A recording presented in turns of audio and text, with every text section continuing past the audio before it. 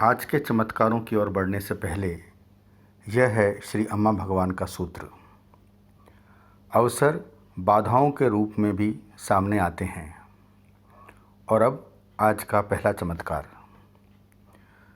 मैं हनुमकोंडा, वरंगल, भारत से रघु हूँ।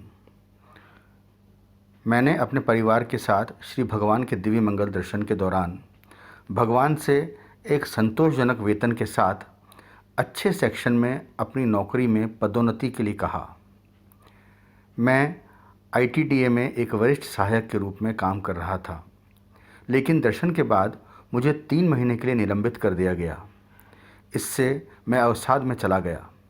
फिर भी मैंने अपने आप को आश्वस्त किया कि जो कुछ भी हुआ है वह मेरे लिए अच्छा ही है। उन 3 महीनों के दौरान मैंने खुद को श्री अम्मा भगवान की विवाह महोत्सव सेवा में डुबो दिया। हमने सामूहिक प्रार्थनाएं की। इसी बीच मेरे ऑफिस में जांच की प्रक्रिया शुरू हुई। पता किया जा रहा था कि क्या इन 3 महीनों में कोई काम कर रहा था। मुझे लग रहा था कि क्या मुझे एक धोखेबाज माना जाएगा और जेल भेज दिया जाएगा, लेकिन ऐसा कुछ नहीं हुआ।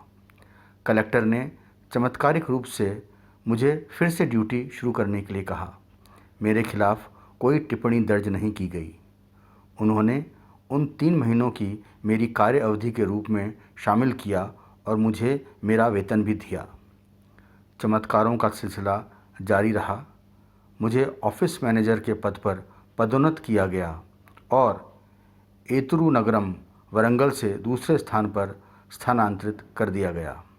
श्री अम्मा भगवान के सर्वशक्तिशाली अनुग्रह से अब मैं अपने हृदय से असीम कृतज्ञता के साथ शांतिपूर्वक काम कर रहा हूँ।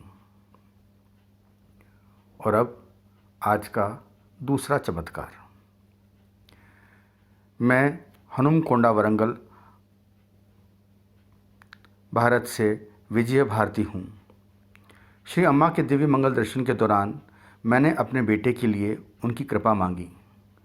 श्री अम्मा ने आशीर्वाद दिया और कहा, आपका बेटा चाहे जिस भी क्षेत्र में हो, मैं उसकी इच्छा नौकरी का आशीर्वाद देती हूँ। बेटे ने अपनी एमबीए की पढ़ाई पूरी की और तुरंत नौकरी पा ली। कुछ वर्षों के बाद उसने दूसरी कंपनी द्वारा अवसर दे दिया गया और अब उसे प्रति माह 80,000 रुपये वेतन मिल रहा है।